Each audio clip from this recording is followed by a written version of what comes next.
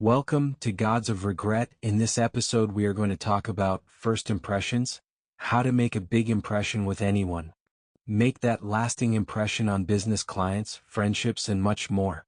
And now let's get started. In Gods of Regret podcast, First Impressions in Business. Gods of regret. Gods of regret. Gods of regret. So, you want to know what the secret is in making a good impression in 30 seconds? It all comes down to three things, okay? These are the things that I've learned over many years. First is how you look, how sharp you look. Second, the way your attitude is, your smile, your posture. And the third is what kind of shoes you wear. The shoe says a lot about a individual, especially men. Women's shoes are different than men's shoes, so I'm speaking to you from a male's perspective. We men judge each other by our shoes. I remember in my 20s when I just came out of college, I got hired to sell computer peripherals for this big distribution company here in Los Angeles. So my first sales pitch, I drove down to San Diego. There was a big outfit there called Mega Micro. I had an appointment to meet the owner. So I was very nervous driving down there because, you know what, I've never sold any kind of computer part in my life before. And getting there was, like 2 hours from LA. And when I got there, Mike, the owner of Mega Micro, greeted me, and I was very confident because I was a young buck, wanting to make that sale. And I had a nice shirt on, a nice jacket. I smelled good, of course. I always smell good, by the way. It's one of the things you want to do. Get yourself a good cologne, okay? It goes a long way. You don't have to be expensive cologne, but a good one. I met Mike, and one of the things I did, which just came naturally to me, is I asked Mike why did he start his business in San Diego. And he went on like a good 20-minute explanation, story, ups and downs of challenges he had with running his business, opening his business. And I was just listening intensely and getting all this information, mental notes. I was observing his body language. And then he finally asked me the question, well, you drove down here all the way from LA. What are you going to do for us? And I had no clue what I was going to do for him. But what I did tell him is, after I listened to all his story, is I kind of gave it to him where he wanted to hear it. I said that if you buy computer parts from us, I will treat your business as if I was a shareholder, I was a partner, and I want him to do good. The more products I sell to him, the more money he makes, and most importantly, where he complained a lot about, was customer service. And I said to him that if you have any issues, you can always call me, and my company has excellent customer service, and we will not let you down. That was it. I left. I didn't think I did a good job. I came back to LA the next day. He didn't call.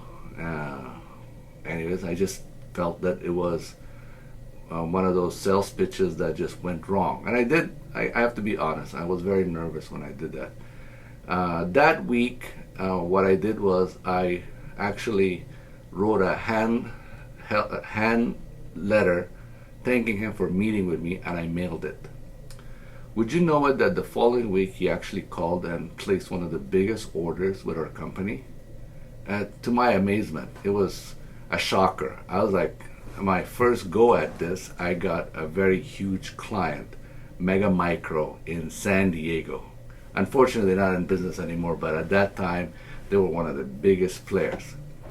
Many years later, after I was doing what I was doing, I asked Mike, I said, what made you order from me? And he said, I'll be honest with you. He goes, you smelled good.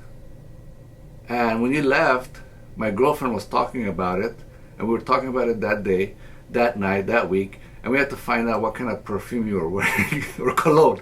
So he goes, I actually went with my girlfriend to Macy's and wanted to see which one you were wearing, and I had to buy it, and my girlfriend liked it. And he goes, that impression, I could remember you. He goes, I've had geeks and other salespeople come to my office, and none of them smelled good. So here's a pro tip for you. If you want to make a good impression in the first 30 seconds, first minute, is you have to be confident and have a smiling face. Look at it this way. Whenever you meet somebody new, or when you go into a party, everyone is smiling. Everybody's eager to know who you are, what you're about, right? And later on, when we have drama, that's when things change. But at our first impression, everybody is smiling. It is very important to smile at people. In fact, before you meet anybody, client, potential partner, anybody, while you're driving there, keep smiling. Look at yourself in your rearview mirror and smile. Keep that smiling face.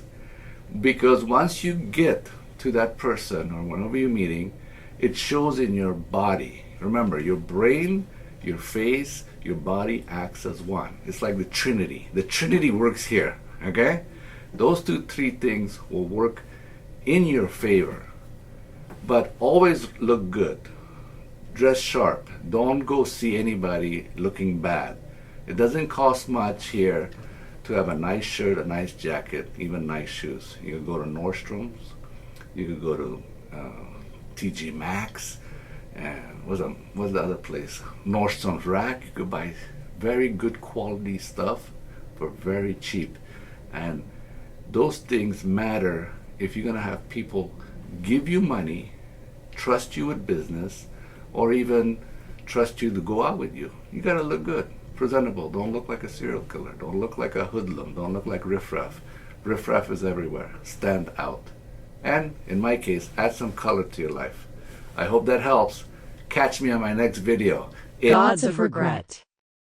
The gods of regret embody a unique and profound concept within mythology, representing deities who are intertwined with the theme of remorse, reflection, and the consequences of one's actions. These gods are often seen as figures who hold dominion over past mistakes, serving as both reminders and enforcers of the weight of regret. They offer no absolution, but instead force individuals to confront their past misdeeds, acting as both tormentors and guides. In many cultures, the gods of regret are feared, yet their role is essential. They are the catalysts for self-awareness and growth, urging mortals to reconcile their choices.